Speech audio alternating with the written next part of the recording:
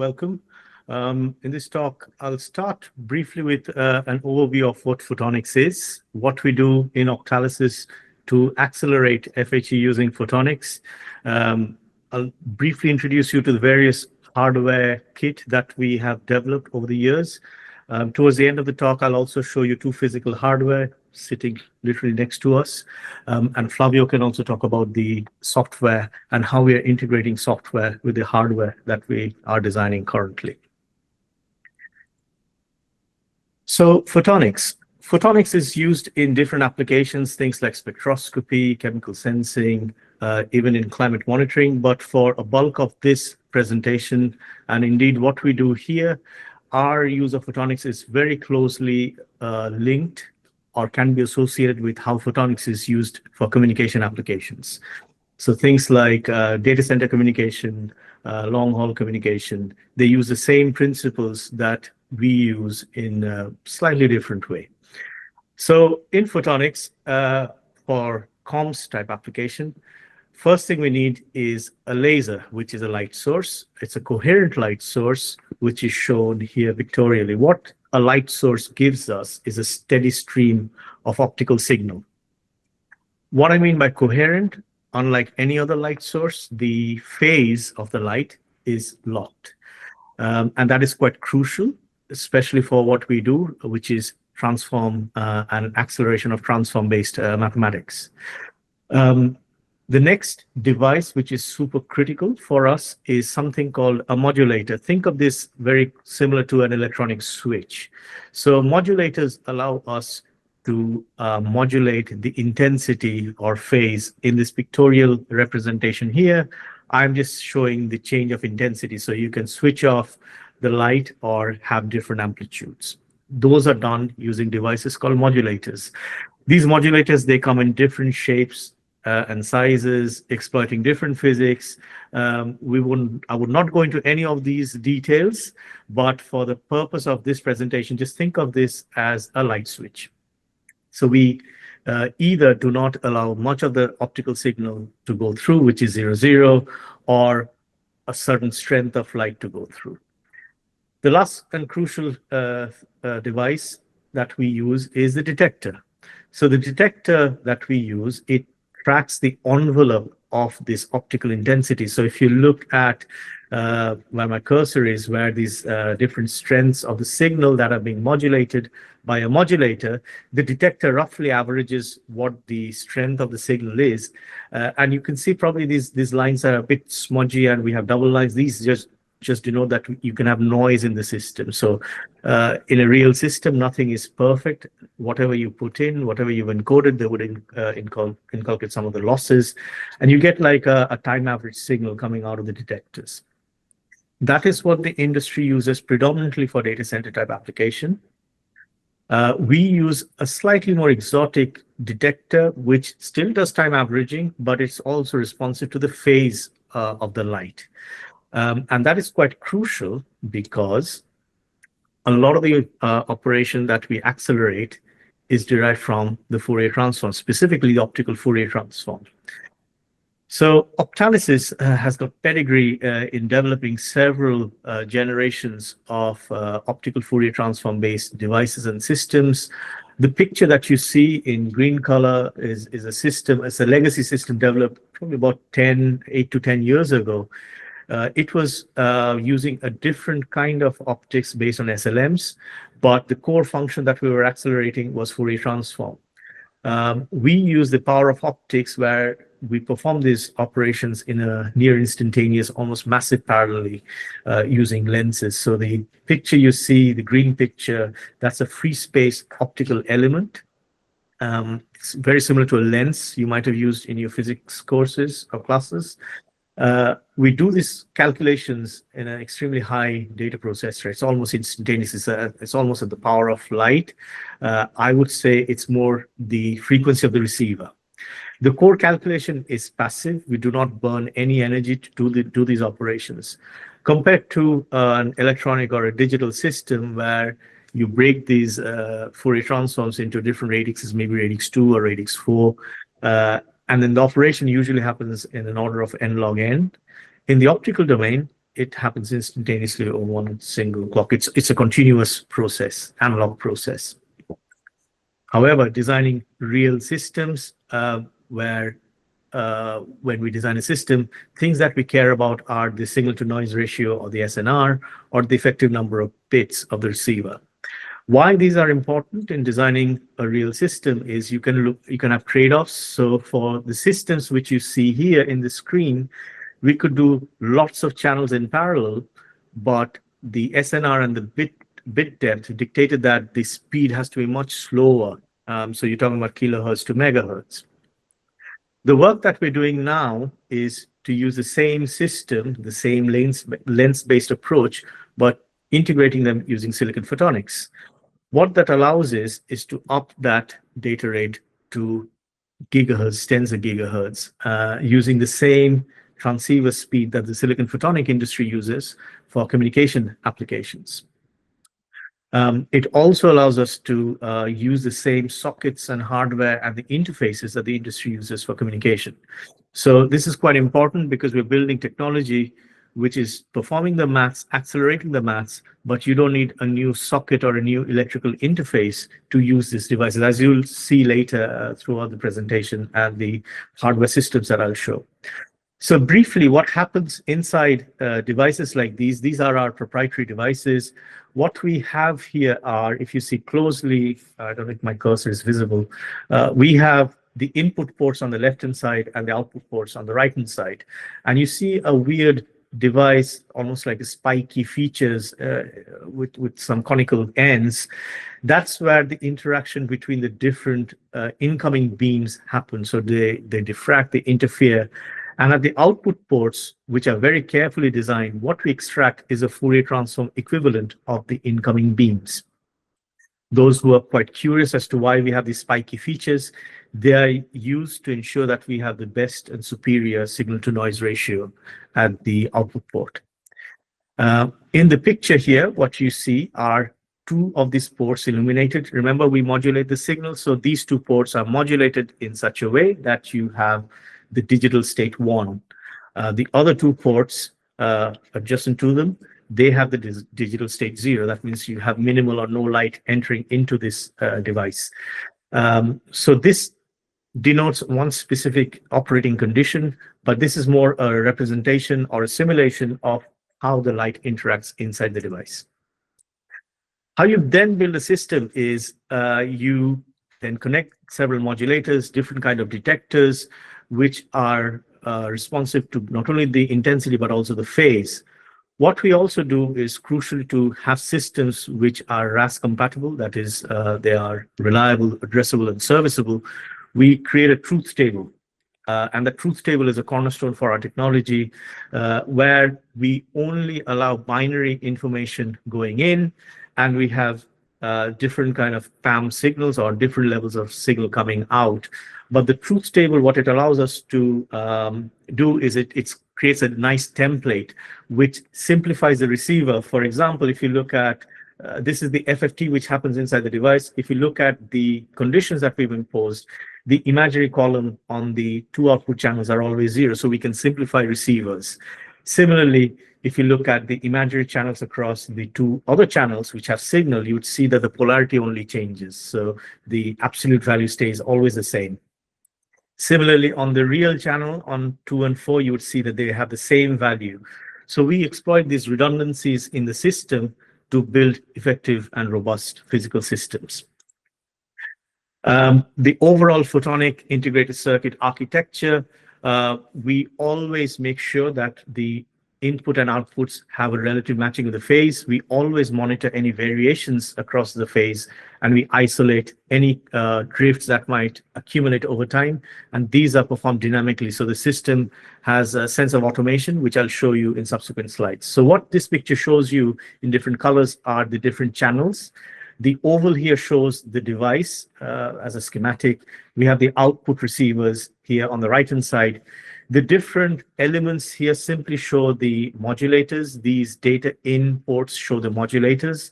And we have different monitors littered across the system, which allow us to sense check the reliability and performance of the system. And this architecture has been the core element in all the different generations that I'll show in subsequent slides. So this architecture has not changed over the years. About 2-3 years ago, the first system we built was a tabletop system. It's different sets of hardware. You can see you have an RF SOC FPGA. We have a scope. We have different power lines, different amplifier chain, different monitoring boards, different RF components. And the photonic integrated circuit is in this white box on the bottom right, bottom left corner. So this was the first system that we built. And then we integrated this with a separate FPGA, U55C from AMD, which acted as a data link. So the data from the FHE was coming from a separate FPGA. We used a second RF SOC FPGA as a bridge, which was driving the photonics and also interface the data with the FHE workload. This system was packaged into a server rack. So all of the hardware that you saw on the tabletop, they were neatly packaged into a server rack and integrated with our servers, a fog server. And this system was running about 11 months. Of the last 12 months, we had 1 month downturn. And we had fully automated system analytics and robust algorithm, which ensured that the system was always giving reliable data. And if for any reason, if the link was impaired, which is shown here in red color, the system without any human intervention would correct it and get it to a state where the data is reliable and it would process data. So that formalism where we have this automated analytics is at the core of all the systems we've developed since. But this was the first time where we showcased that a real live FHE link could be processed using photonics. And we thank Google because one of their demonstrations ran through this system. The next thing that we did was, again, a similar chaotic system, different hardware, different PCBs, different slices, more expensive, because this line rate just went up 28 times compared to the previous system. So this is a picture from about a year ago where we had different hardware slices, which we were integrating piece by piece to form what we call a hardware dev kit with the aim of integrating these together. We also worked on the packaging side. So it's not only the PIC that we integrate. So in the picture here, that's a photonic integrated circuit. And the just the bottom quadrant here, you can also see a TIA. That's a very expensive amplifier. When I say expensive, it's only few tens of dollars, but it's expensive in its functionality because that's a bare die. And we have expertise within the company to package these devices and ICs. And there's also a single layer capacitor, which is quite difficult to package. But those single layer capacitors, if you can see where my cursor is, these shiny boxes, they are integrated on top of the PIC. I can quickly show you a software which does the automation in the current gen system where we do different sets of sweeps. We know which part of the sweep to lock into. So these could be minimum, maximum, zero crossing. It's our proprietary algorithm. But what it does is it allows, without human interaction, locking the system into a stable operation. So towards the end of this video, what you'll see is they would lock and clamp into a steady state, which then releases the system for data processing, which should happen fairly soon. There. So you can see the system is locked and all the values, they don't change anymore. So again, this is rolled out across all the systems. How do I go to the next slide? You have to pause first. Yeah. So the final system that we have, which we'll show towards the end of the talk, is everything integrated together into these nice packages, which we call Entropy. These are fully integrated packages where we have a QSFP56 data interface. We have USB-Cs for power and JTAG. We have several other LIMO control interfaces for full server integration. So inside you can see everything. That first system, which was across on a tabletop, is now condensed into a box. And we have several of these in the lab currently working together. We have worked with AMD V80 hardware to interface with these photonic hardware slices, and we have firmware development within the company where we are creating firmware compatible and driver compatible with our photonic hardware. The roadmap that we have is what I've discussed or shown you is just the optical Fourier transform or fast Fourier transform, but we can do the entire vector processing using these photonic devices. These are all the modular operations you would need for FHE. And because we are using photonics, we can also use the power of photonic to not only do the compute, but also to interface with memories or indeed transport the data across different compute nodes. So I'll hand over to Flavio, who will talk about the software integration. So thanks, Imon. So you guys have, how do I program this beast, right? So it's all right. So how do I do it? So we are building and computing Optalysys encrypted computing toolchain, which is basically very inspired and on the open source encrypted computing SDK that we had developed at the Intel Labs as part of the Deep Drive program. It's basically a compilation pipeline. It's a multi-stage transformation pipeline that takes the input from the circuit, the execution circuit from an FHE application, whichever one that is, and converts that into graphs and other things, and you'll see some more as we move on. So we had to change a little bit. When I say changes, we extended a little bit of the encrypted computing SDK, which was already designed to accommodate different hardware backends.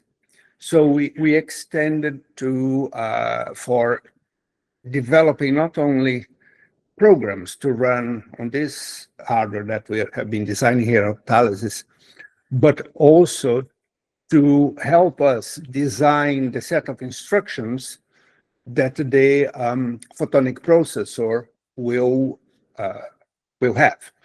Internally, we took the Greek name for photonics and for photonikos, right? So that's our code name for what we are doing. And we have we are designing and have been experimenting with an instruction set architecture for this photonic processor. Separation of concerns. As we move through this tool chain, we started to optimize and make it more target the hardware. So if I go forward again, how is this breakup? So basically, we take an FHE application. Today, we trace the program execution, and we collect trace data for validation. We generate a polynomial instruction set architecture that's a high-level flat memory space set of operations that are operating on polynomials. These polynomials are vectors of a given size, configurable. And with that, we generate a PISA program, a memory map. We have our assembler. And with that assembler, we generate the Photonicos ISA, which is actually the program that will run on the processor that we have.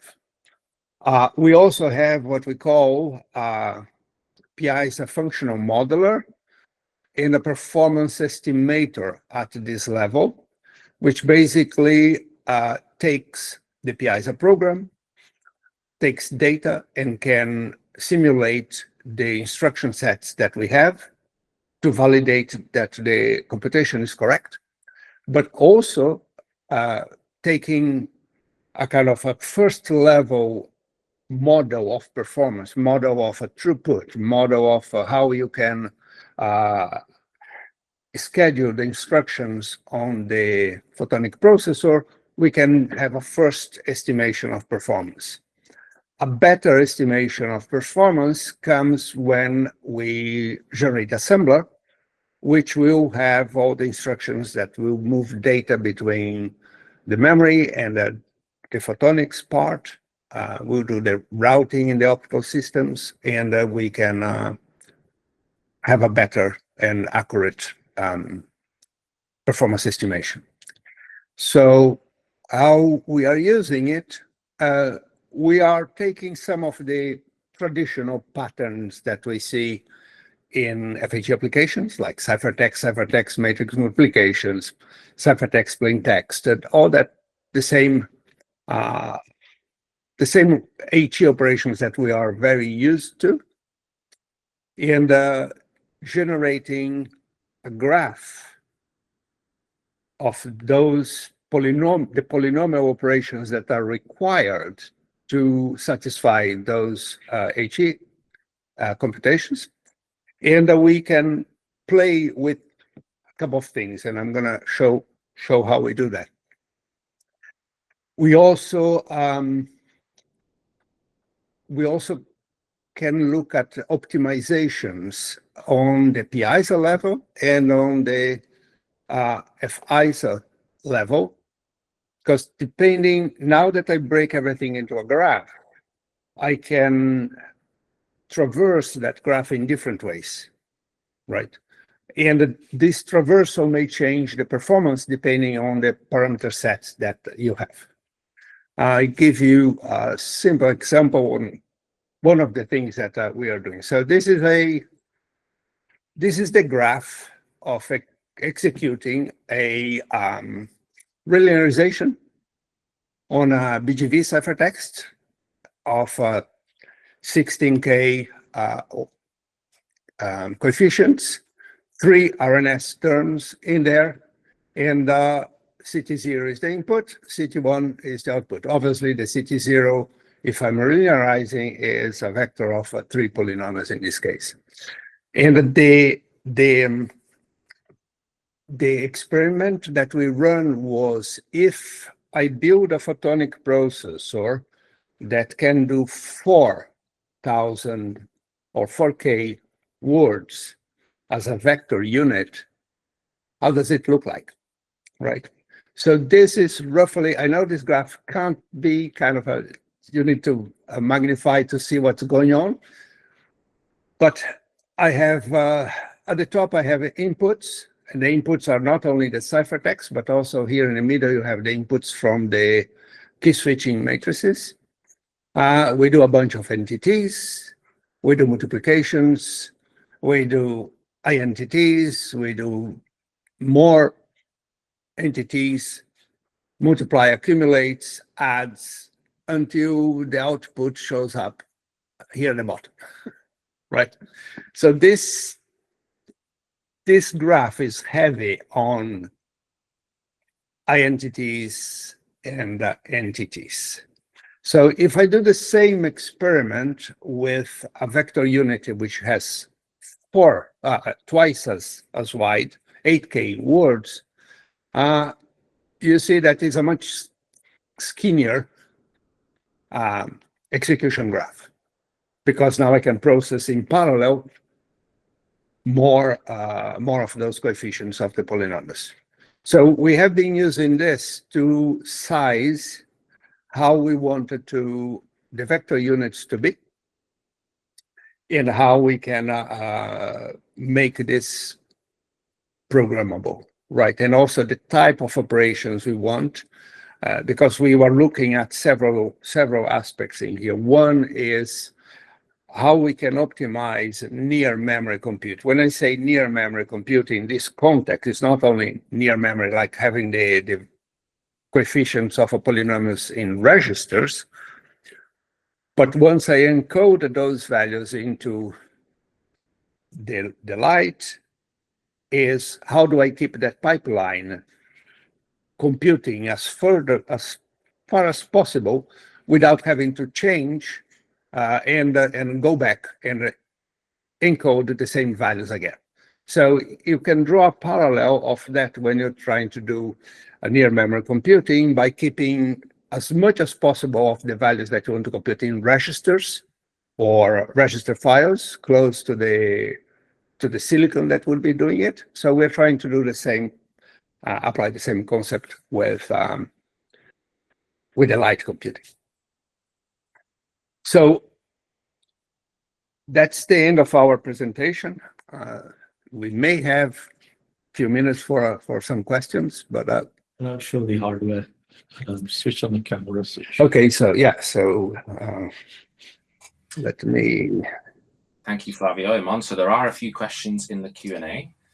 I don't think we'll get to them all, but we'll try. So I'll just pick one. So regarding the NTT, what is the maximum polynomial degree you can perform without SNR killing your performance? So in particular, what is the maximum polynomial degree you can process to be able to gain benefit from photonics compared to digital? Oh, well, we might want to go back to the. Sorry, can I answer the question? Yes. Yeah. So natively, it's a very interesting question. So natively, the device supports polynomial of degree 4, right, order 4. One thing that we'd like to point out is it's also the RNS terms and how you're splitting the RNS terms into bits. That's also quite crucial if we go like this software stack that Flavio was saying.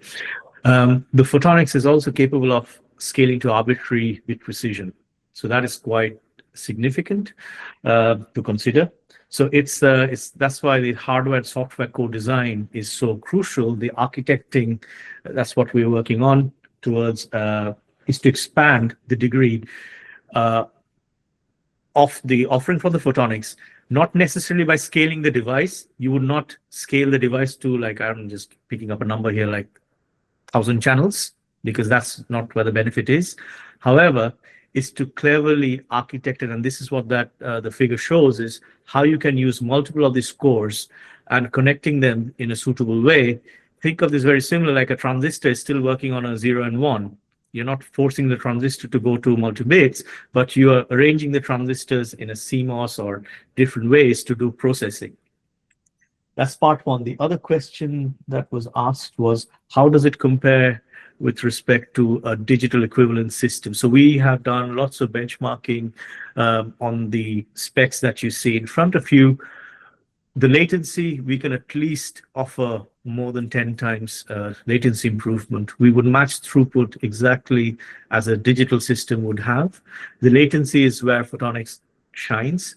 And it's not only the photonics that we're developing, it's an entire ecosystem of high-speed logic and allied architecture, where we are reimagining a lot of the circuits or functionalities that for example, modular multiplication and reduction. However, we just do not use Barrett or Montgomery. We have our own proprietary circuit, which exploits the best of photonics, the serial link that we have, and reimagine those circuits. So it goes, again, algorithm, hardware circuit, as well as the core photonic devices. Great, thank you. We have time for one more quick question. So I'll pick another one at random. So I suppose the optical FFT requires converting integers to real or complex numbers. So if using the NTT, what is the maximum prime bit size that is supported by the accelerator? Currently, we're planning for 64-bit or 32-bit interfaces. But in theory, we can arbitrarily scale them within limits. So even if, for example, if the libraries change to 128-bit, I'm not saying that please change, but if you do, we can adapt very easily. And the question regarding real and complex, that's again quite interesting and very pertinent. Yes, we have real and complex values, but we have our proprietary algorithm where we condense them, so we don't need to know the full complex number all the time. We can densely pack this, so we can only know real for few channels, imaginary of a few, and we can unwrap the full complex value using those algorithms, basically exploiting the redundancies of the system.